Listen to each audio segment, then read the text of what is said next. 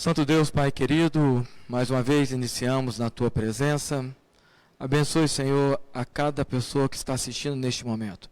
Que o Seu Santo Espírito penetre no mais profundo dos lares e que ali, ao ser sentida a Tua presença, vidas possam ser transformadas, vidas possam confirmar a salvação em Cristo Jesus.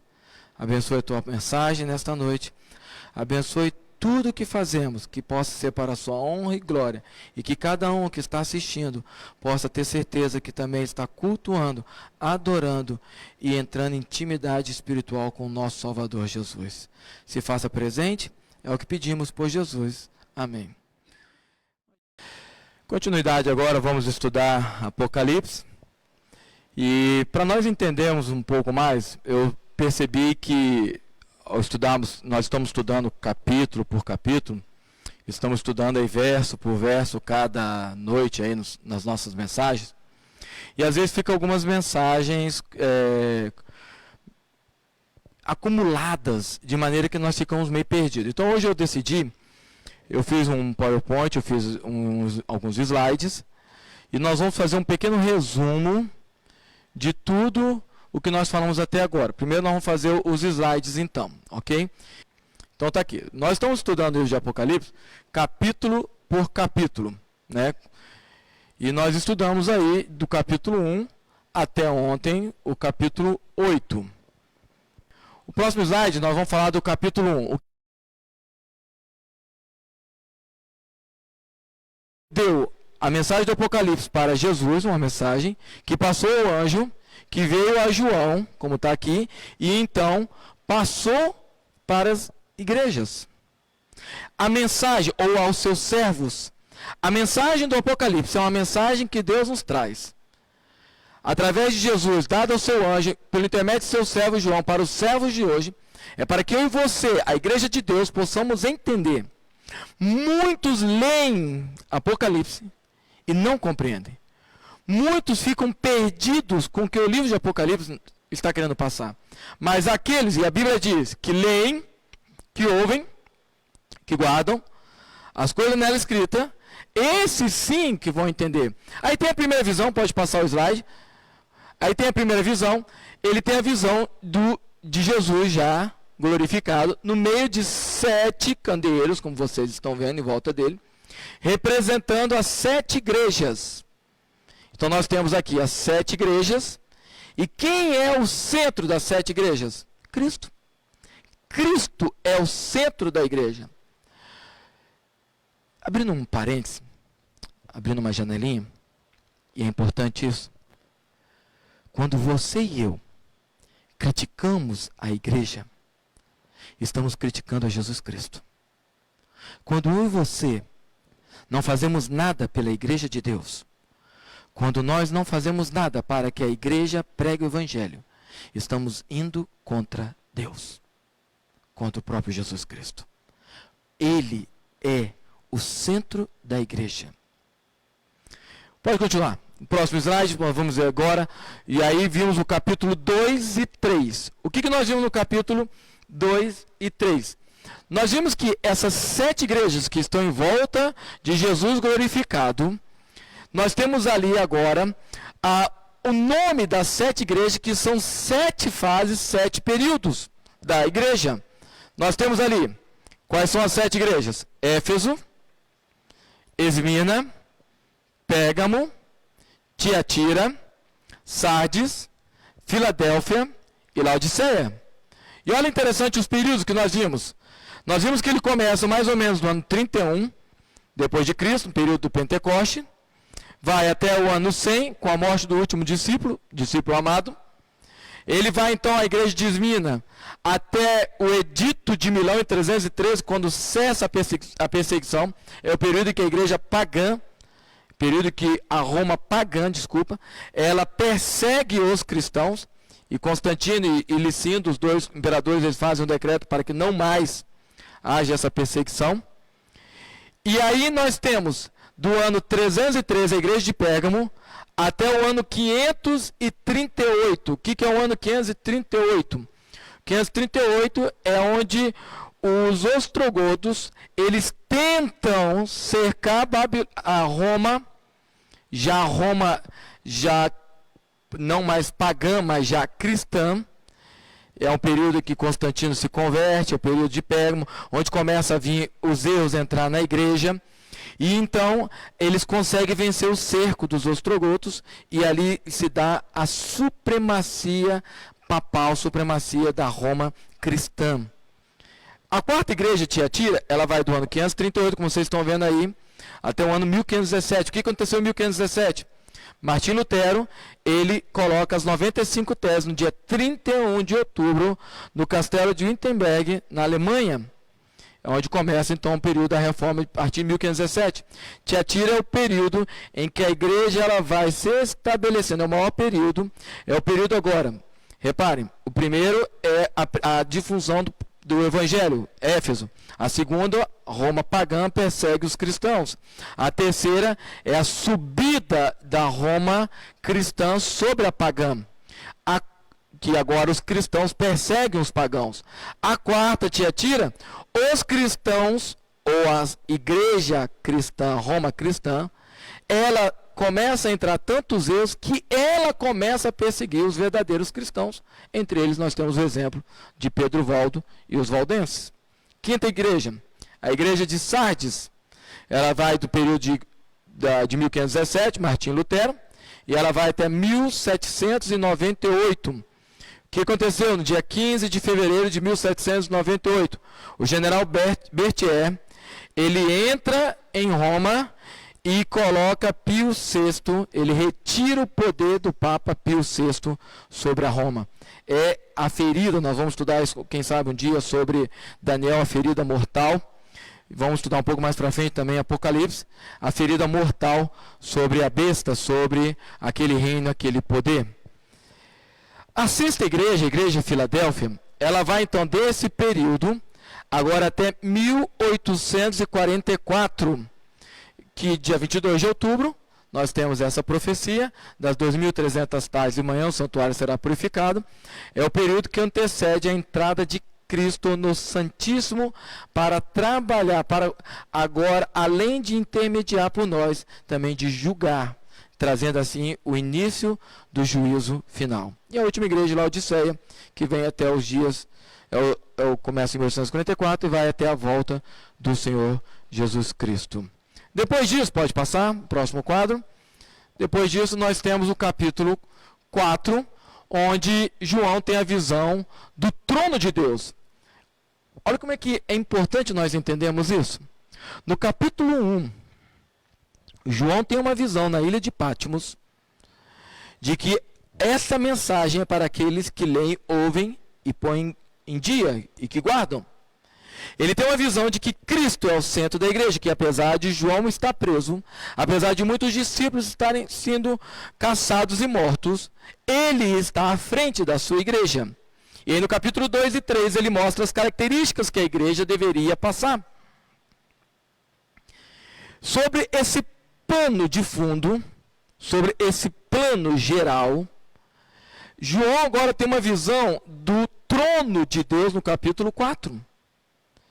E nessa visão, onde ele exalta a Deus com brilhos de joias, com brilhos de pedras preciosas, porque o brilho era intenso, a glória de Deus. Ele tem então ali os 24 anciãos, ele tem ali os anjos que estão adorando, e ele tem, pode passar mais um, ele tem 4 seres, ou 4 anjos, que têm características específicas, de leão, de águia, de touro e de ser humano.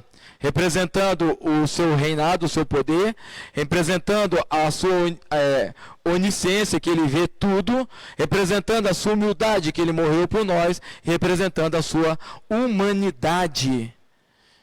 Esses seres ali que adoram diante do trono de Deus, eles representam as características do nosso Salvador.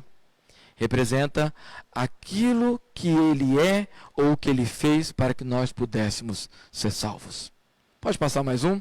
Então, dentro desse plano de fundo do capítulo 4, sobre o trono de Deus, termina o capítulo 4, os anciãos pegando a sua coroa, e agora jogando sobre os pés de Jesus Cristo, sobre os pés do Salvador. Ali ele coloca então, e eles representam, ou eles entendem que a sua salvação, ou a salvação está baseado na visão do trono. Cristo é o centro da igreja, ele está à frente da história da igreja, mas, além de tudo isso, o pano de fundo de tudo que acontece na nossa história é em Deus, em Cristo, o nosso Salvador. Aí nós entramos no capítulo 5, que é o nosso próximo slide. Pode passar o nosso próximo slide, capítulo 5.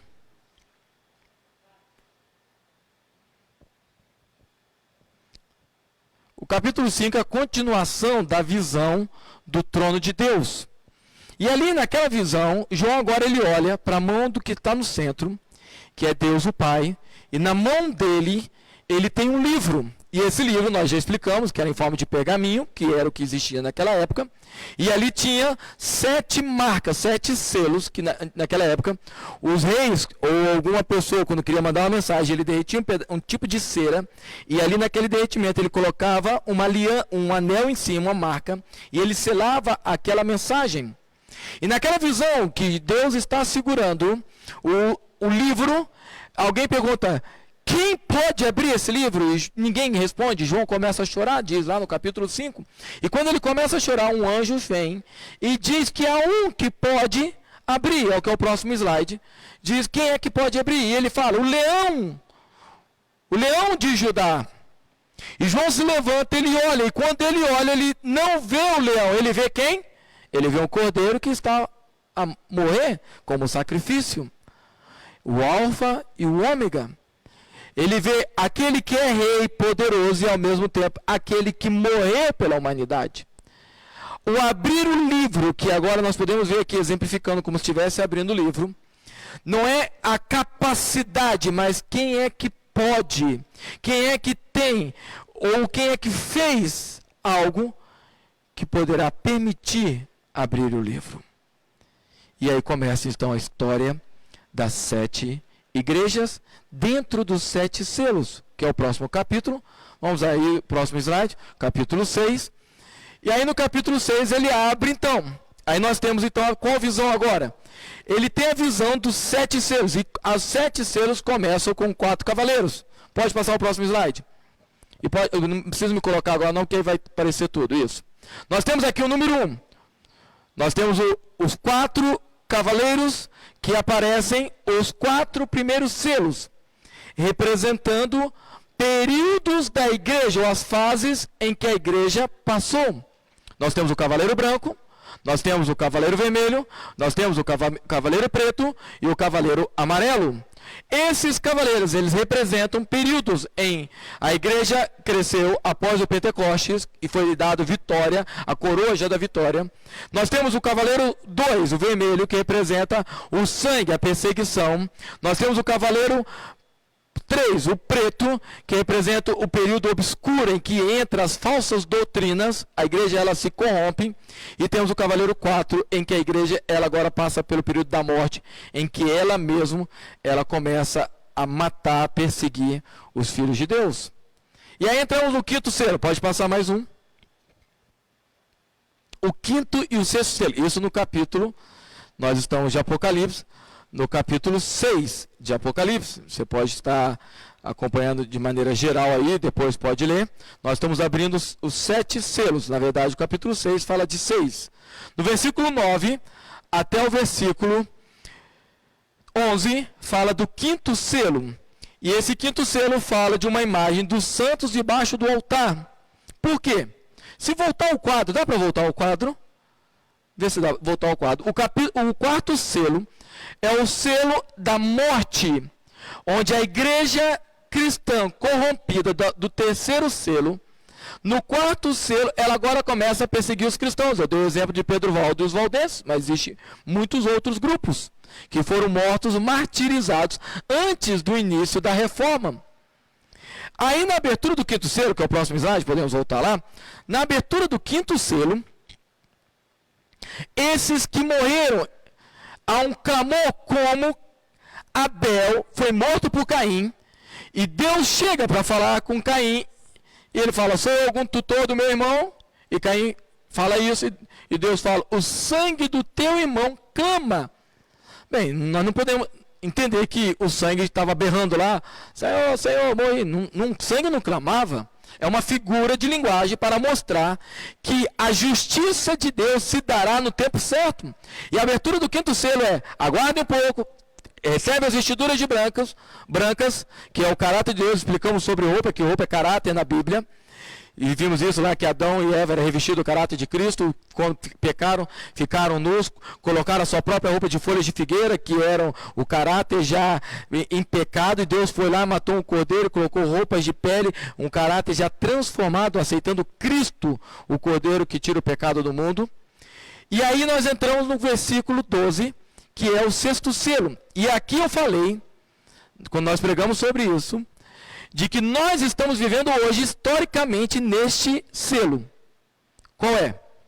Quando nós formos lá no verso 13 e no verso 14, eu vou ler para vocês, diz assim, dentro do 6º selo, as estrelas do céu caíram pela terra como a figueira, quando abalada por vento forte, deixa cair seus figos verdes. Nós vimos a queda das estrelas, nós vimos que aconteceu, o sol se tornou, escureceu, a luz se tornou como sangue. Isso já aconteceu. Então o 6º selo já começou a acontecer. Aconteceu todo o 6º selo. Aí o verso 14. O céu recolheu-se como pergaminho quando se enrola. Então todos os montes e ilhas foram movidos do seu lugar. Pode passar o próximo quadro. E aí nós temos o verso 15, 16, falando da grande ira de Deus sobre esse momento, que é o quê? A volta de Jesus. Jesus está voltando no final do 6º selo. O final do 6º selo é a história acontecendo da volta do Senhor Jesus Cristo. E os ímpios irão para os montes, irão para as pedras e dizer, pedras, caí sobre nós, pois não suportamos a glória de Deus. E eles terminam o verso 17, falando bem assim, o capítulo 6, porque chegou o grande dia da ira deles. Quem é que pode suster-se? Quem pode suster-se? Teoricamente, o capítulo 7, que é o próximo slide, ele deveria ser a abertura do 7º selo. Mas por causa da pergunta que é feita no 6º selo, a visão interrompe. E agora João tem uma resposta à pergunta que é dita: quem é que pode suster-se diante da grande ira de Deus? E ali nós temos a visão dos 144 mil e da grande multidão. Então, quem é que pode suster-se? Os 144 mil. E explicamos que os 144 mil e a grande multidão são aqueles que vão para o céu. Não falamos a diferença das características entre os dois, porque vamos estudar um pouco mais à frente, alguns capítulos à frente. Então aguardem. Só de que esse capítulo fala que há um grupo. E fala, olha, diz lá no primeiro versículo, depois diz, vi 4 anjos em pé nos 4 cantos da terra, conservando seguros os 4 ventos da terra, para que nenhum vento soprasse sobre a terra, nem sobre o mar, nem sobre árvore alguma. Eles estavam segurando. Por quê? Porque aí chegou outro anjo e falou, olha, não soltai os ventos, as guerras, não destruir a terra. Por quê? Porque ainda precisa selar, marcar os filhos de Deus. E aí fala dos 144 mil da grande multidão, que é o próximo quadro. Então, o capítulo 6, o 6º selo, isso é importante entendermos. Ali no verso 13 e 14, que eu falei que estamos vivendo nesse período da história, Jesus ainda não voltou, o grande dia da ira de Deus não se voltou, porque existe um grupo que vai sustentar, que vai suster, que vai estar vivo, que vai estar alegre, que vai levantar os braços aos céus e dizer, este é o nosso Deus a quem aguardávamos. Mas esse grupo antes, ele precisa ser selado, marcado na sua testa. Nós vamos estudar um pouco mais para frente, que existe uma outra marca, que também é marcada na testa e nas mãos. Mas este grupo, em especial, ele é marcado na testa. Pensamento, a razão, a escolha, a decisão pessoal. Porque não importa o que aconteça, esse grupo, que são 144 mil, e a grande multidão que vai para o céu com Cristo, quando ele derramar o grande dia da ira do Senhor, é o que vão se suster-se, que vão estar vivos, que vão estar felizes com a volta do Senhor. Esses são aqueles que tomam a decisão. Esses são aqueles que tomam a decisão de seguir ou de ter o sinal. E vimos que o sinal, o selo, ele tem algumas características. Para que nós possamos identificar o selo, antigamente, quando os reis selavam os seus decretos, ali na sua aliança, no seu anel, no que ele marcava ali, o documento, existia ali as inscrições de que quem era, qual era o seu reino, e qual era a extensão do seu reino.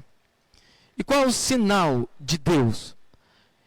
Qual é a característica principal de Deus? Nós temos assim generais no passado, Alexandre o Grande, né, e outros mais nomes que eram dados, apelidos. Cristo é chamado, Deus é chamado de Criador. O sinal que representa Deus é que Ele é Criador. Qual a extensão do seu reino? Criou todo o mundo, os céus e a terra. Qual é o selo de Deus? É um dia em que fala que Ele foi criado, Ele criou, em que Ele criou tudo, e que Ele é o Deus a ser exaltado. O sábado. O sábado é o selo de Deus. Você pode, talvez, começar a querer duvidar, mas é algo que não deve ser imposto e não é ponto de salvação, mas o sinal daqueles que aceitaram Cristo como seu Salvador. Você pode talvez estar dizendo, mas eu aceitei a Cristo.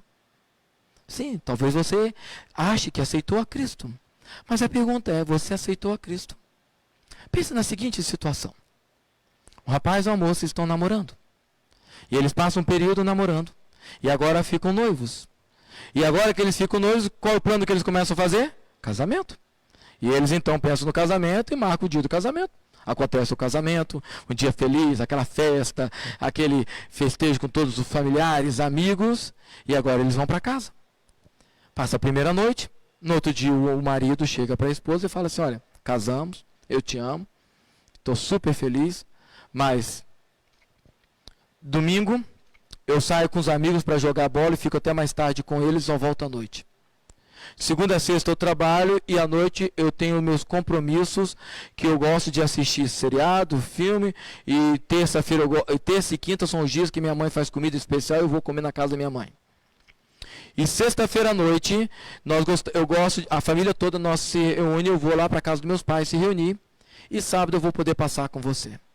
Pergunto, esse rapaz e essa moça que casaram, realmente estão casados?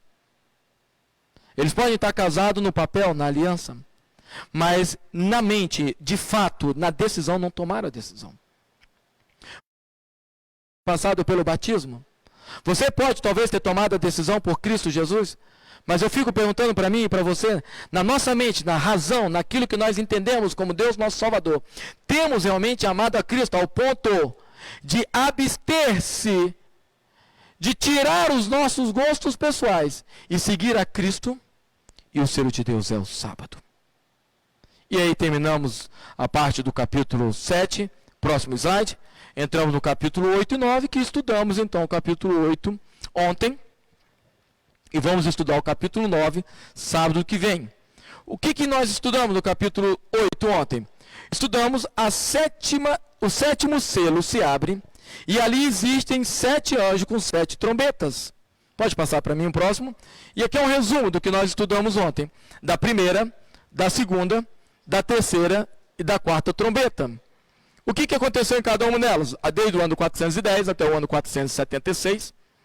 Foi o período em que a Roma pagã, ou Império Romano Ocidental, ela foi destruída pelas tribos bárbaros que invadiram e formaram a Europa que nós conhecemos, ou que foi o alicerce, a base para formar a Europa que conhecemos hoje. Eu ainda falei ontem que é o período em que nós estamos em Daniel, no capítulo 2, entre as pernas e os pés, ali é a queda do Império Romano e a formação dos 10 reinos. Vamos lá, primeiro, está aí, invasão do norte, contra a Roma Ocidental pelos visigotos, a entrada em Cartago, pelo seu general Alarico. Depois nós vimos no segunda trombeta, está aí os versos 8 e 9, o primeiro foi de 1 a 7, o ataque naval contra a Itália pelos vândalos, através do seu general Gensérico. E a terceira trombeta, a invasão do Império Ocidental pelos hunos. E falamos ontem que aqui foi a divisão da Ásia da Europa. A Europa se dividiu da Ásia através desse ataque de Átila. E a quarta trombeta foi Odoacro, através dos Érulos, ele entra em Roma e tira o último imperador romano ocidental e põe a coroa sobre si mesmo. E ali fala, nos versos 12 e 13, a queda do sol, da lua e das estrelas, e falamos que o imperador era dito como o sol, e o senado era ali dito como as estrelas, e ali eles foram derrubados. Né? Se passarmos o próximo quadro rapidinho, eu vou falar isso sábado que vem, mas já quero passar aqui. Aqui nós estamos vendo a quinta e a sexta trombeta. Nós vamos estudar mais aqui, que é a queda do Império Romano. Repare, a quinta e a sexta trombeta está no capítulo 9. O sétimo nós vamos ver no capítulo 11, porque tem um intervalo no capítulo 10. Mas isso nós vamos estudar sábado que vem. Agora eu quero passar para o último quadro. O último slide que está aqui. O outro, desculpa. Esse daí nós vamos passar sábado. Reparem aqui, eu botei esse gráfico aqui para que eu e você possamos entender tudo isso que eu falei agora. Pastor, quanta coisa você falou, não entendi nem a metade. Quanta data, não lembro nem a primeira. Não tem problema, você não precisa se preocupar com data. Deixa para os teólogos isso. Você precisa entender que na história de Deus, o que eu e você precisamos entender, na história da humanidade, Deus sempre está à frente. Olha agora, 7 igrejas. Lembra lá do capítulo 1, 2 e 3? Mostra as características da igreja de Deus. Éfeso, Esmirna, Pérgamo, Tiatira, Sardes, Filadélfia e Laodiceia. Do ano 31 até a volta de Jesus. Depois nós temos a abertura dos 7 selos, que resume novamente, principalmente... Deu um probleminha aí. Você está ampliando aí? Opa, voltou. Isso. Então vimos que agora a abertura dos 7 selos volta a falar novamente das 7 igrejas, mas fala agora de quem está perseguindo a igreja.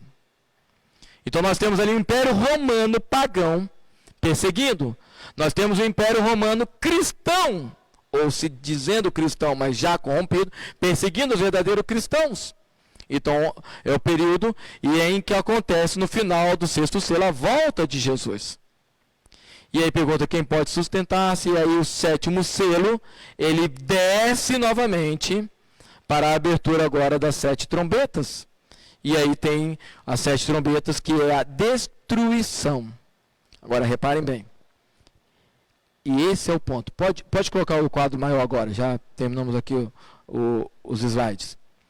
Eu quero falar bem para você agora, para que você entenda. Deus mostra as características da sua igreja. E eu e você hoje vivemos a última igreja. Mas infelizmente muitas vezes nós temos algumas características ruins das igrejas anteriores. Deus deixou as características para que nós pudéssemos aprender com o erro. E pudéssemos deixar que Cristo, ou o Espírito Santo, transforme a nossa vida. Depois que as 7 igrejas, com as suas características ali, foram colocadas, começa a mostrar através dos 7 selos, de que a igreja de Deus, a verdadeira, não a institucional, que foi corrompida, ela é perseguida. Então as 7 igrejas, as 7 cartas, são as características das 7 igrejas. Os 7 selos mostram a característica dessas igrejas sendo perseguidas. As 7 trombetas, elas mostram a justiça de Deus numa interpretação histórica. E isso é importante entender. Numa interpretação histórica das 7 trombetas, Deus está trazendo juízo sobre aqueles que perseguiram seus filhos. Deus está trazendo juízo sobre Roma ocidental. E sábado que vem vamos estudar oriental. Qual é o problema que você está passando na sua vida agora? Quais são as dificuldades? Está você ansioso por causa de um vírus? Deveria estar. Está você ansioso por questões financeiras? Deveria estar. Está você ansioso porque não sabe como será o dia de amanhã? Quando é que as aulas vão voltar? Quando o comércio vai voltar? Quando as indústrias vão voltar à normalidade? Quando a igreja irá voltar à normalidade? Quando poderemos cultuar juntos a Deus? Mas eu quero dizer para você o que Apocalipse ensina a mim e a você. Que Cristo é o centro da tua igreja. Esta igreja que é onde você está agora. Porque a igreja não é este símbolo, não são essas paredes que vocês estão vendo aqui. Não é esse púlpito, não é essa ornamentação. A igreja é onde eu e você estamos. A igreja é onde os filhos de Deus estão reunidos. E não importa qual a perseguição que nós estejamos passando, não importa quais sejam as dificuldades, não importa quais sejam as lutas, as batalhas, os conflitos, as guerras que estão caindo sobre nós, Cristo deve ser o centro da minha vida, porque Ele é o centro da minha igreja e a igreja sou eu. Cristo é o centro da sua vida e da minha vida. Não importa como foi ou como será, o que importa é que Ele vai voltar e nos levar para as mansões celestiais. Está você pronto? Está você pronto para poder estar com Ele nas mansões celestiais? Que eu e você possamos entender que apesar de todos os problemas que existem, Deus está à frente da tua vida e no tempo certo Ele trará justiça. E a justiça de Deus é a vida eterna para aqueles que leem, aqueles que ouvem e aqueles que guardam. Aqueles que são selados por Deus, que recebem o sinal de Deus. E tome a decisão de deixar Deus ser o centro da sua vida. Que a paz de Deus realmente possa ser concedida a cada um de nós nesta noite. Que realmente possamos entender que essa paz, ela só pode vir quando Cristo se torna o centro da nossa vida. Nós iremos terminar com uma oração. Querido Deus, obrigado, Senhor, porque mesmo diante da história, com tantos dados, com tantas datas, com tantas catástrofes, com tantos atos acontecendo contra a tua igreja, tu nunca abandonaste a tua igreja que somos nós. Ao contrário, se manteve sempre ao nosso meio, porque tu és a mensagem, o alicerce, a base central da nossa vida. Que nós possamos entender esta mensagem e possamos nunca tirar o Senhor da nossa vida. Que nós possamos firmar a nossa vida sobre Ti, Senhor. Sobre os teus braços possamos colocar a nossa vida. De tal maneira que mesmo que venham os problemas de saúde, financeiros, sociais, relacionais, mesmo que venham os problemas espirituais, nós possamos ter a Ti, Senhor, como centro e como o alicerce da nossa vida. Nos traga a paz, Senhor, que somente Tu pode nos trazer. E assim nós possamos continuar entendendo esse livro tão importante de Apocalipse. E agora que nós vamos adentrar mais em alguns detalhes de como será a sua volta, de como vai ser os últimos momentos da sua história, nós possamos sempre, sempre ter o Senhor Salvador como único na nossa vida. Nos abençoe, nos guarde. É o que pedimos por Jesus. Amém. Boa noite, fique com Deus.